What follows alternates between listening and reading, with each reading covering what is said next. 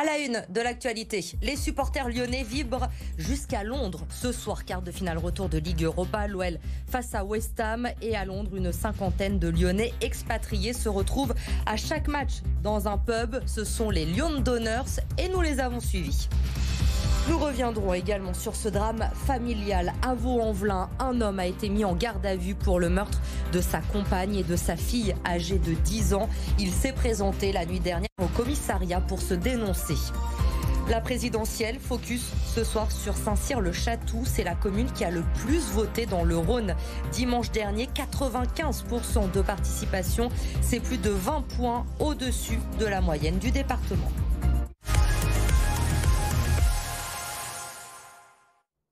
Mais d'abord, on prend la direction du Groupama Stadium. OL West Ham, quart de finale retour de Ligue Europa.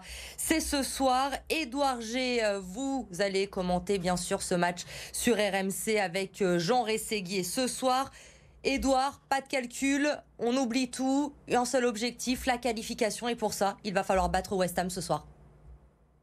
Oui, on appelle ça, Elodie, le vertige des grands soirs, car l'OL est au bord du précipice, sur un fil ténu où seule la victoire sera belle. Victoire synonyme de qualification pour les demi-finales. Alors ce fil tendu, c'est celui qui mène jusqu'à cette finale. Vous la connaissez, la date, le 18 mai prochain à Séville, finale d'Europa League, donc pour éventuellement le premier trophée de l'histoire de l'OL, mais aussi puisque sur ce fil ténu, il y a cette finale.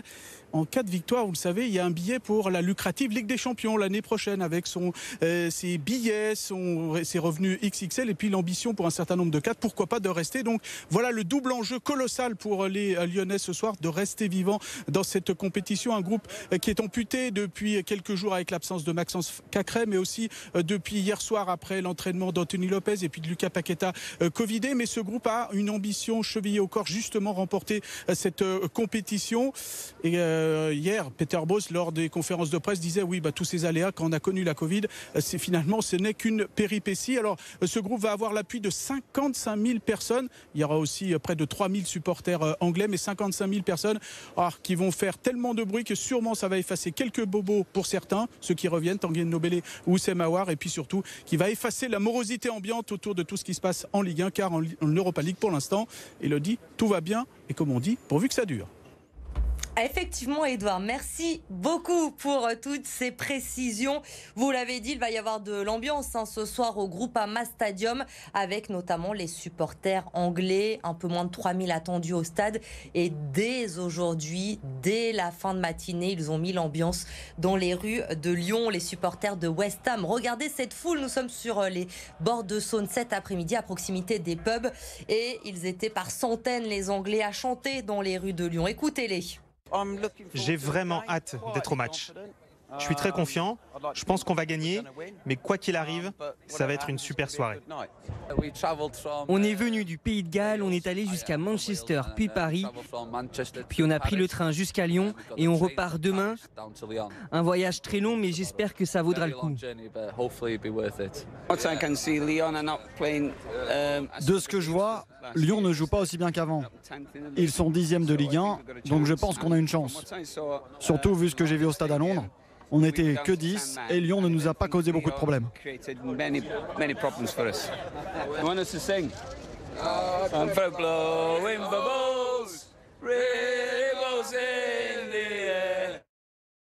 Les chants de West Ham dans les rues de Lyon, mais rassurez-vous, les chants lyonnais vont résonner également ce soir du côté de Londres, dans les pubs. Une cinquantaine d'expatriés a pris l'habitude de se rejoindre pour suivre les matchs de l'OL. Les Londoners sont prêts, nous les avons suivis. C'est un reportage de Fanny Cousin et Maxime Faury. Bienvenue à Londres, on est au Comedy Pub, le QG des supporters de l'Olympique Lyonnais à Londres. Depuis 2014, ils se réunissent au Comedy Pub dès qu'il y a un match de l'OL. Les Londoners, cette association de supporters lyonnais expatriés à Londres, compte aujourd'hui une cinquantaine de membres actifs. Je suis arrivé à Londres pour raison professionnelle essentiellement, en tant qu'expatrié. Et, ça fait 1 an que je suis aux Londoners et on partage des super moments et c'est top. On n'a pas vraiment de carte de membre et on n'a pas vraiment d'adhérents. Tout le monde qui aime l'OL, qui veut voir un match de l'OL est le bienvenu. À l'initiative de ce groupe créé il y a 8 ans, 3 fans de l'OL qui n'ont qu'une envie, retrouver l'ambiance des soirs de match entre copains. Suivre l'OL de l'étranger, c'est quand même très différent. C'est vrai que via les Lions d'Honneur, on a quand même cette chance de pouvoir trouver des gens qui partagent la même passion que nous pour l'OL, et on a un peu ce dénominateur commun là, notamment en termes d'intégration en fait à la vie londonienne. Ça permet de rencontrer des gens et donc de vraiment s'intégrer dans cette nouvelle vie en fait. Le quotidien des Lions d'Honneur ne se résume pas à Londres et au Comedy Pub. Présent à Glasgow, Prague et Porto, ils se déplacent dès qu'ils le peuvent lors des campagnes de Coupe d'Europe et sont même désormais reconnus officiellement par l'Olympique lyonnais. Être à Londres, il y a un très bon spot, on va dire, pour voyager et pour aller voir les matchs européens. Je crois que le groupe a fait quasiment tous les déplacements de l'année en Europe. Et franchement, c'était à chaque fois des moments super. Et ces fans de l'OL ne se contentent pas seulement des matchs de football devant leur télé.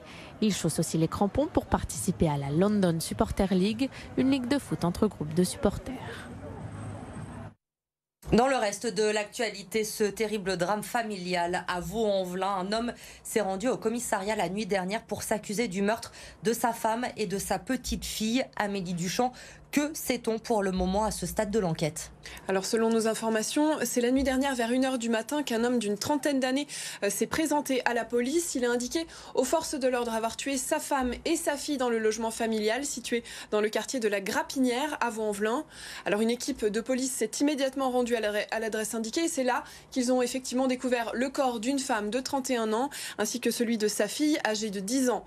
Selon les premiers éléments, les victimes seraient mortes par arme blanche. Leur mort remonterait au week-end dernier. L'homme a été placé en garde à vue. La garde à vue se poursuit encore actuellement.